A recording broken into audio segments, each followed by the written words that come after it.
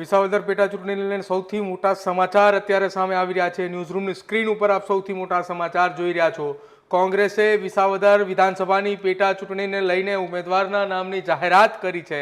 વિસાવદરમાં કોંગ્રેસે નીતિન રાણપરિયાના નામની એ જાહેરાત કરતાની સાથે અત્યારે સૌથી મોટા સમાચાર આ કોંગ્રેસે વિસાવદરની પેટા ચૂંટણીને લઈને ઉમેદવાર જાહેર કર્યા છે। કોંગ્રેસના ઉમેદવાર તરીકે વિસાવદરમાં નીતિન રાણપરિયાનું નામ જાહેર કરવામાં આવ્યું છે।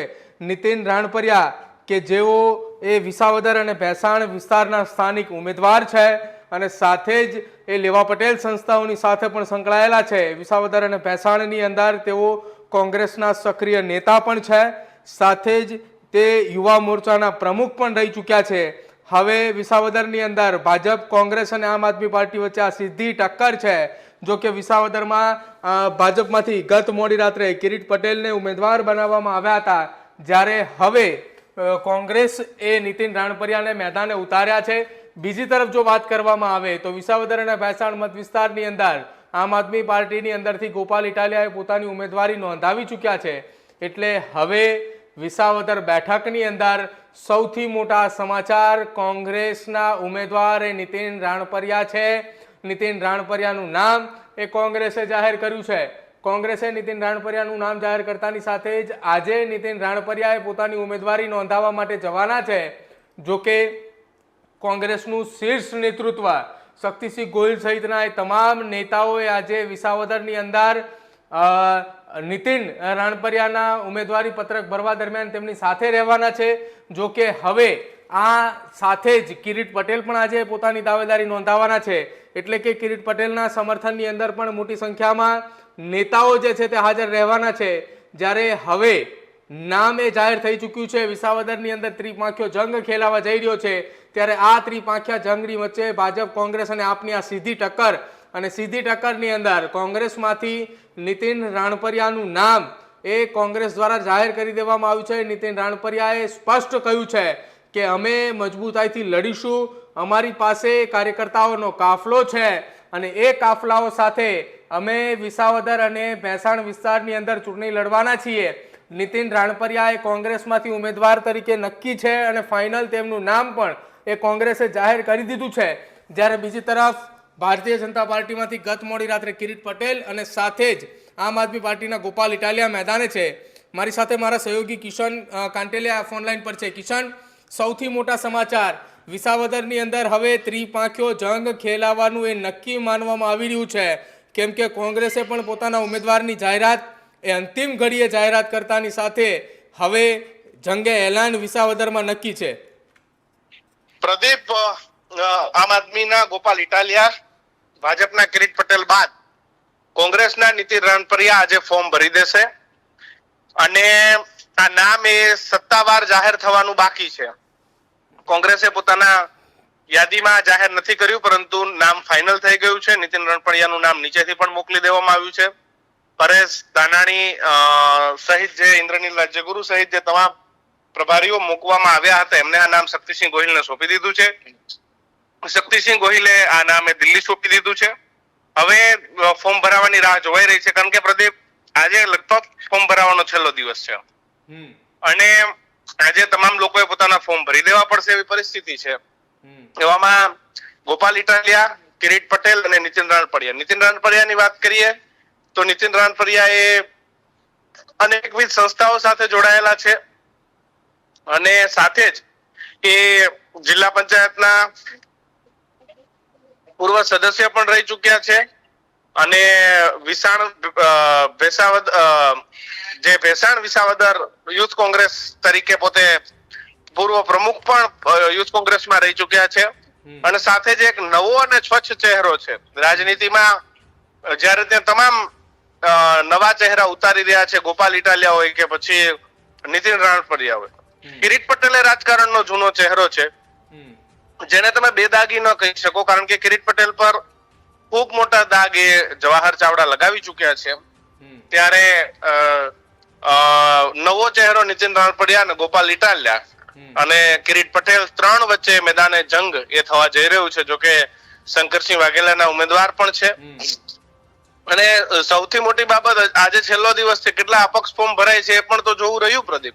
બિલકુલ કિશન, ગઈકાલે સ્વાભિમાન સંમેલન હતું. એ સંમેલનના મંચ ઉપરથી કદાચ એવું નક્કી માનવામાં આવ્યું હતું કે એ મંચ ઉપર બિરાજમાન નીતિન રાણપરિયા હતા અને નીતિન રાણપરિયાએ મંચ ઉપરથી સ્પષ્ટ સંદેશ આપ્યો હતો અને એ આક્ષેપ પણ હર્ષદ રીબડિયાની સામે કર્યા હતા કે જ્યાં સુધી તેઓ રહ્યા ત્યાં સુધી અમને કોઈ દી આગળ ના આવવા દીધા.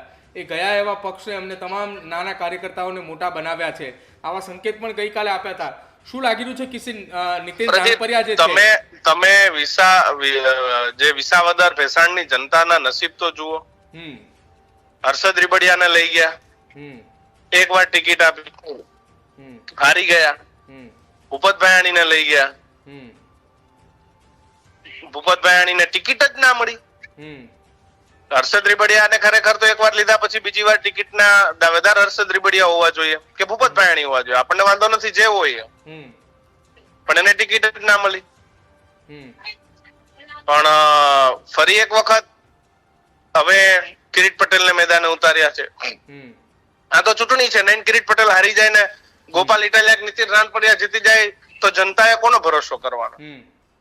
શું એ પણ ભૂપત ભાયાણી ને હર્ષદ રીબડિયાના રસ્તે ચાલશે? આમ જોવા જાવ તો ભૂપત ભાયાણી ને હર્ષદ રીબડિયાનું તો હવે રાજકીય કારકિર્દીનું શું, આ પ્રશ્ન મારા માટે આવીને ઉભો છે કે બંને ભાજપ જોઈન્ટ કરી. ચલો ચૂંટણી હાર જીત હોય છે, પણ હાર જીત થી એ નથી કે તમે તમારા નેતાઓને ભૂલીને નવા નેતાઓ લાવો. ભાજપે તો બેને કહી દીધું છે ટાટા બાય બાય. તો પ્રદીપ, નૈન કિરીટ પટેલ કાલ ચૂંટણી નથી જીતતા તો ભાજપ શું કરશે? ફરી કોઈ એકને હર્ષદ રીબડિયા ભૂપત ભાયાણી બનાવશે. એટલે નીતિન રાણપરિયાએ હર્ષદ રીબડિયા પર જે આક્ષેપો લગાવ્યા સાચા હતા, ભાઈ હતા હું અમારી રાજનીતિ, એટલે દરેક જગ્યાએ એવું હોય છે. એને એમ હતું કે આપણે ભાજપમાં જઈને મોટા બનશું. આ ભાજપમાં કિરીટ પટેલ આવી ગયા, બે કપાઈ ગયા. તો એમને કમિટમેન્ટ શું હતું? એની જાહેરાત એ હર્ષદ રીબડિયા ભૂપત ભાયાણીએ કરવી જોઈએ. એટલે નીતિન રાણપરિયાની વાત બિલકુલ સાચી છે કે ભાઈ એ હતા ત્યાં સુધી અમને નાના બનાવી દીધા હતા, હવે દરેક કાર્યકર્તા મોટો છે. એટલે ત્રિપાખીઓ જંગ ની, ચાર પાખીઓ હજી શંકરસિંહ વાઘેલાના ઉમેદવાર પણ છે. એટલે જો વિસાવદર ને જંગમાં બહુ રોમાંચક હશે, કારણ કે જનતા હોશિયાર છે, એની જનતા એ બહુ શાર્પ છે, એના પ્રશ્નો એને બહુ સારી રીતે ખબર છે. એટલે આશા રાખીએ કે હવે શું થાય છે. બસ હવે ગણતરીની કલાકોમાં જ પ્રદીપ ફોર્મ ભરાઈ જશે એટલે ઘણું ચિત્ર ક્લિયર થશે, અને ત્યારબાદ ફોર્મ ખેંચાયા બાદ બધું ચિત્ર ક્લિયર થશે, અને ત્યારબાદ વિસાવદરની જનતાનો મૂડ જાણવા ન્યૂઝ રૂમ પણ વિસાવદરની ભૂમિ પર પહોંચશે અને સીધી લોકો સાથે ચર્ચા કરીશું. બિલકુલ કિશન, આપણા દર્શકોને જે આપણી સાથે નીતિન રાણપરિયા છે કે જો કોંગ્રેસના ઉમેદવાર છે તેઓ આપણી સાથે જોડાયા છે, સીધી વાત તેમની સાથે કરીએ. શું કઈ નીતિન રાણપરિયા કહી રહ્યા છે, કેમ શું જીતનો વિશ્વાસ વ્યક્ત કરી રહ્યા છે? નીતિનભાઈ, સ્વાગત છે ન્યૂઝ રૂમમાં આપનું. ઓકે નીતિનભાઈ, કોંગ્રેસ પક્ષ તરફથી તમને ટિકિટ આપવામાં આવી છે વિસાવદર ભેસાણ પેટા ચૂંટણીને લઈને, શું કહેશો? સૌથી પહેલા તો હું કોંગ્રેસ પાર્ટી, અમારું પ્રદેશ મંડળ, અમારા પ્રદેશ પ્રમુખ શ્રી શક્તિસિંહ ગોહિલ સાહેબ તથા રાહુલ ગાંધી, અમારા રાષ્ટ્રીય નેતા, આ બધાનો હું ખૂબ દિલથી આભાર માનું છું. આવડી મોટી પ્રતિષ્ઠાની જંગવાળી ચૂંટણીમાં જયારે આખા ગુજરાતની નજર વિસાવદર વિધાનસભા ઉપર હોય અને આવડા મોટા નેતા ગોપાલભાઈ ઇટાલિયા કે કિરીટભાઈ પટેલ લડવા આવતા હોય, એની સામેની જે આ લડાઈ હોય, અને કોંગ્રેસે પણ આ ચૂંટણીને પ્રતિષ્ઠાનો જંગ બનાવ્યો હોય, એમાં કોંગ્રેસ પાર્ટીએ મારી પસંદગી કરી તો મૂકો. એના માટે હું કોંગ્રેસ પાર્ટીનો ખૂબ ખૂબ દિલથી આભાર માનું છું. શું લાગી રહ્યું છે નીતિનભાઈ, કેવો પડકાર છે? કેમ કે એક તરફ ગોપાલ ઇટાલિયા કે જે છેલ્લા 2 મહિનાથી પ્રચાર પ્રસાર કરી રહ્યા છે, તમારી પાસે પ્રચાર પ્રસાર કરવા માટે આજનો દિવસ તમે નામાંકન કરી રહ્યા છો, તો આજનો દિવસ બાદ કરતા તમારી પાસે માત્ર 16 થી 17 દિવસ રહેવાના છે. 17 દિવસમાં વિસાવદરના ખૂણે ખૂણે પહોંચવાનું, લોકો સાથે મુલાકાત કરવાની, કઈ રીતે બધું થશે એક સાથે? અમારી પાસે કાર્યકરોની ફોજ છે, આખી કોંગ્રેસ કામે લાગી ગઈ છે, અમારા પ્રદેશ લેવલના નેતાઓ બધા અહીંયા આવી ગયા છે. કોંગ્રેસ એક ટીમ વર્કથી આ ચૂંટણી લડશે.